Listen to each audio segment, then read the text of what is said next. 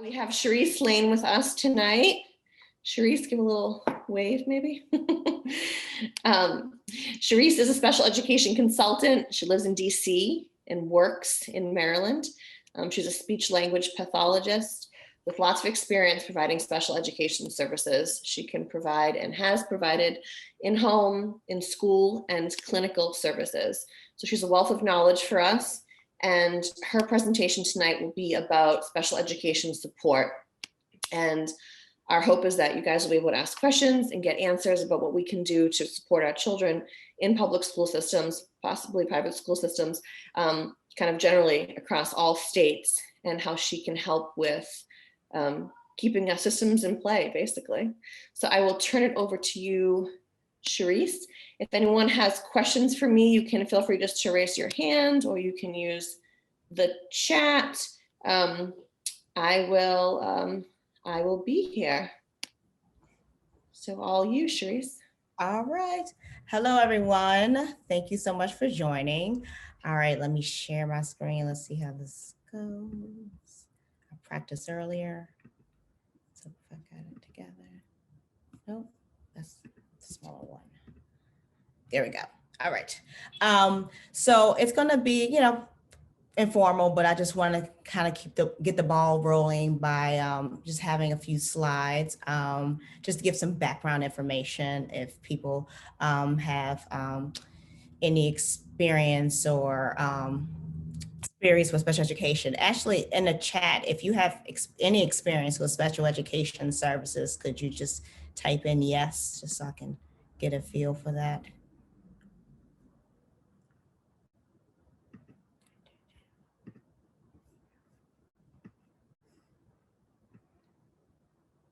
Okay, we have one. All right. Okay, so I'll keep going. So what do you do now? And I named it that just because I think when people have some concerns about their child's development, they don't quite know the next steps. They're always trying to figure out, well, what do I do? Do I wait? Who do I seek? And where do I go? And before I even start, I always say the earlier, the better.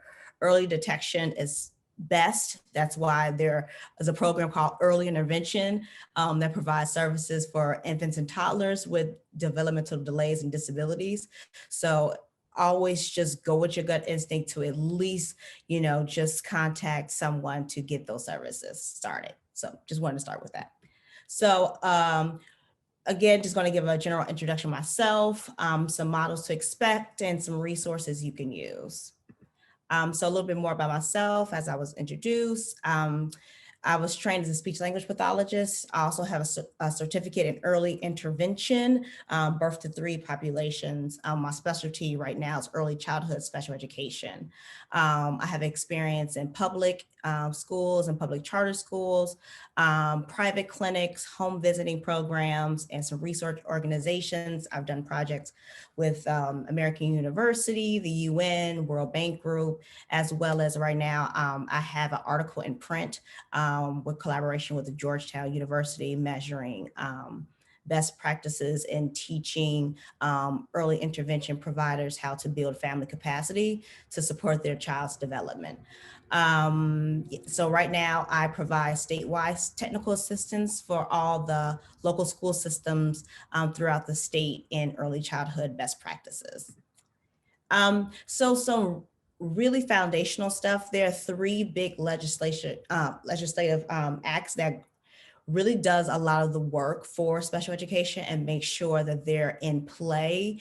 So there's a Rehabilitation Act of 1973 that pretty much just says that all public institutions have to be accessible for people with disabilities. And then there's the Individual with Disabilities Act, I also usually refer to as IDEA, and that makes sure that all children who are eligible, with disabilities receive a free and appropriate public education according to their needs to not only access their education, but also make progress. And I think the biggest law of the land that just, I want to say, what was it, 2017, a case of injury in Colorado, to make sure that it isn't just the fact that public programs have to enroll students with disabilities, but they have to make sure they also make progress that's more than a bare minimum. So making sure your child can actually make some measurable progress towards their educational attainment. And finally, the Americans with Disabilities Act, again, making sure that according to the federal law, that there's no discrimination against people with disabilities in any everyday activities. So that's why you have specific laws and regulations for people with permanent disabilities, short-term disabilities, such as an injury or pregnancy. So making sure all people are accommodated if there's no undue burden to the system.